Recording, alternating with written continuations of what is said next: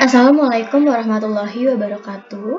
Saya Sania Afriyanti dengan NIM 2010105500727 dari Program Studi Manajemen Fakultas Ekonomi dan Bisnis Universitas Pamulang. Di sini saya akan menjelaskan pengaruh current ratio dan debt to equity ratio terhadap return on asset pada PT Gudang Garam Tbk periode 2014 sampai 2023. Di sini saya dibimbing oleh Ibu Eni Puji Astuti SEMM. Yang pertama, saya akan menjelaskan tentang latar belakang saya. Yang pertama, untuk latar belakang penelitian saya yaitu produk tembakau ini dikonsumsi hampir seluruh negara di dunia. Meskipun terdapat tren penukaran konsumsi di beberapa negara maju, namun konsumsi rokok global diprediksi akan terus meningkat di negara-negara berkembang, terutama di Afrika dan di Asia. Dampak industri rokok ini tuh terhadap kesehatan masyarakat sangat signifikan. Merokok juga merupakan penyebab utama kematian yang dapat dicegah dengan lebih dari 8 juta kematian per tahun. Industri rokok ini juga memiliki dampak negatif terhadap lingkungan dan ekonomi. Lalu PT Gudang Garam Tbk juga menghadapi tantangan setiap tahunnya seperti penurunan laba bersih dalam beberapa tahun terakhir. Hal ini tuh disebabkan oleh peningkatan beban operasional, kenaikan tarif cukai rokok, dan persaingan ketat dalam industri tembakau. Lalu, dampak kenaikan cukai ini juga mempengaruhi harga jual produk dan daya beli konsumen sehingga menekan volume penjualan. Lalu selanjutnya di sini ada rumusan masalah, di mana rumusan masalah yang pertama adalah apakah terdapat pengaruh current ratio terhadap return on asset pada PT Gudang Garam Tbk periode 2014 sampai 2023. Lalu yang kedua, apakah terdapat pengaruh debt to equity ratio terhadap return on asset pada PT Gudang Garam Tbk periode 2014 sampai 2023. Lalu yang ketiga, apakah terdapat pengaruh current ratio dan debt to equity ratio terhadap return on asset pada PT Gudang Garam Tbk periode 2014 sampai 2023. Lalu selanjutnya ada landasan teori, di mana untuk landasan teori di sini, untuk current ratio saya memakai landasan teori dari Kashmir, di mana menurut Kashmir current ratio atau rasio lancar ini adalah rasio yang digunakan untuk mengukur kemampuan perusahaan dalam membayar kewajiban jangka pendeknya dengan menggunakan aset lancar. Lalu yang kedua ini ada debt to equity ratio, di mana untuk debt to equity ratio ini saya menggunakan landasan teori menurut Harahap. Menurut Harahap, debt to equity ratio ini merupakan rasio utang terhadap modal, yaitu rasio yang digunakan untuk mengukur proporsi modal yang berasal dari utang dibandingkan dengan modal sendiri yang dimiliki perusahaan. Rasio ini juga menunjukkan seberapa besar dana yang disediakan oleh kreditor kepada perusahaan. Lalu untuk return on asset, saya menggunakan teori dari Harry, di mana menurut Harry, return on asset ini merupakan rasio yang menunjukkan seberapa besar kontribusi aset dalam menciptakan laba bersih.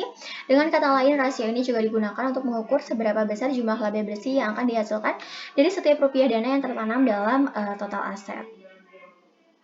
Lalu di kerangka penelitian ini, untuk kerangka penelitian ini untuk H1-nya yaitu untuk mengetahui pengaruh CR terhadap ROA, lalu untuk H2-nya ini untuk mengetahui pengaruh DER terhadap ROA, dan untuk H3-nya ini untuk mengetahui pengaruh CR terhadap ROA.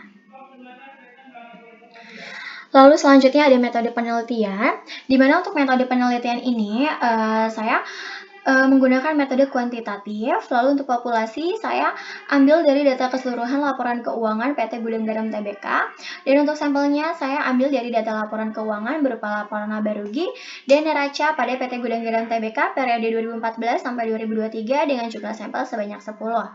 Lalu untuk teknik pengumpulan data, di sini saya menggunakan dua teknik pengumpulan data. Yang pertama adalah riset kepustakaan seperti sumber bacaan, buku-buku, referensi, jurnal.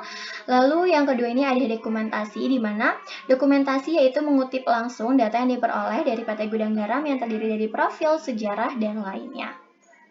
Lalu untuk teknik analisa data, di sini saya menggunakan analisa statistik deskriptif, pengujian asumsi klasik, analisis regresi linear, koefisien korelasi, koefisien determinasi, dan uji hipotesis. Lalu selanjutnya untuk hasil dan pembahasan, di sini saya memakai hasil pembahasan uji hipotesis uji T, di mana untuk uji T ini pengaruh current ratio terhadap return on asset ini berdasarkan hasil pengujian pada tabel di atas, variabel current ratio memiliki nilai T hitung sebesar 0,715, yaitu kurang dari 2,571 dari T tabelnya. Lalu selain itu signifikansi variabel current ratio sebesar 0,498 itu lebih dari 0,05. atau 5%. Dari hasil ini dapat disimpulkan bahwa current ratio ini tidak berpengaruh secara signifikan terhadap ROA. Lalu untuk pengaruh yang kedua ini pengaruh debt to equity ratio terhadap return on asset.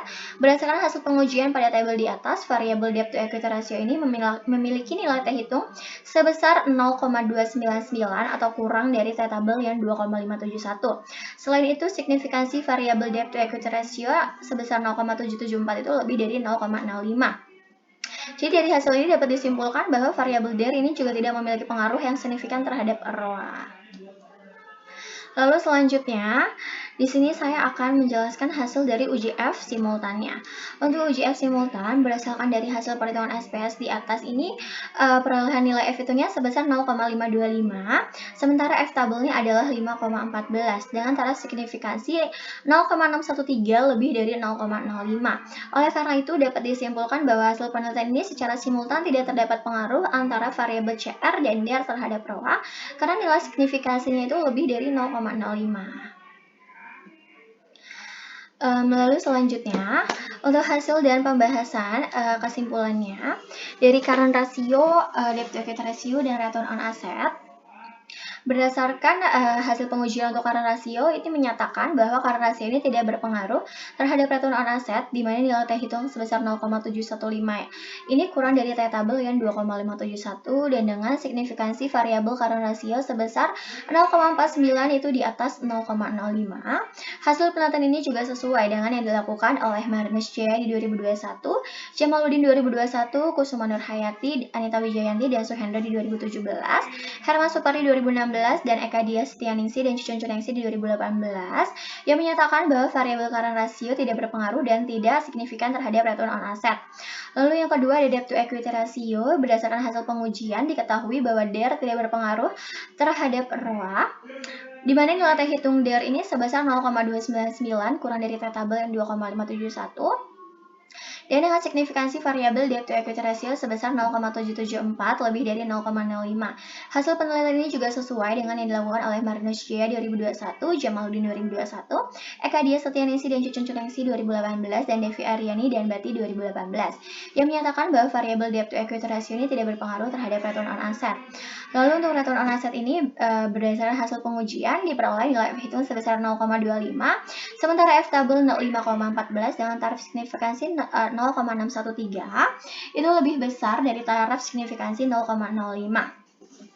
Oleh karena itu, dapat disimpulkan bahwa HO3 dan HA3 ini ditolak, yang berarti hasil penelitian secara simultan tidak terdapat pengaruh yang signifikan secara bersama-sama antara variabel CR, DER terhadap ROA. Hasil penelitian ini juga sesuai sama yang dilakukan oleh Marinus Jaya di 2021, Jamaluddin 2021, Triwartono 2018, dan Joshua Huta Galung di 2019, yang menyatakan bahwa variabel current ratio dan debt to equity ratio secara simultan tidak berpengaruh terhadap return on asset.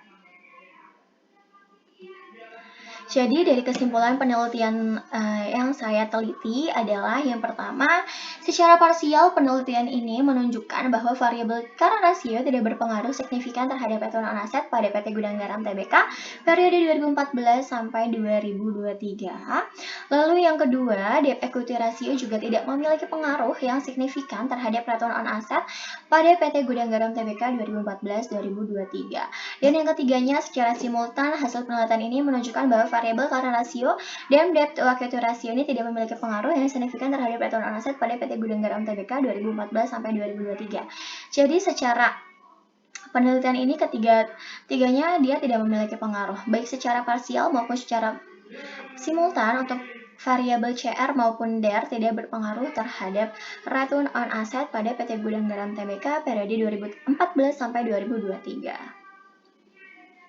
Lalu untuk saran, yang pertama ini bagi perusahaan, untuk meningkatkan return on asset, pihak perusahaan juga harus memastikan bahwa manajemen dapat menjaga keseimbangan antara current ratio dan debt to equity ratio, karena ketika kedua rasio ini berada dalam kondisi optimal, return on asset cenderung meningkat. Oleh karena itu, perusahaan perlu menjaga nilai keseimbangan kedua rasio tersebut agar return on asset terus meningkat setiap tahunnya. Untuk investor mungkin disarankan untuk memperhatikan nilai current ratio, debt to equity ratio, dan faktor-faktor yang mempengaruhi perusahaan. perusahaan, karena hal ini mencerminkan kinerja perusahaan. Dengan demikian, investor juga dapat membuat keputusan investasi yang lebih cepat tentunya.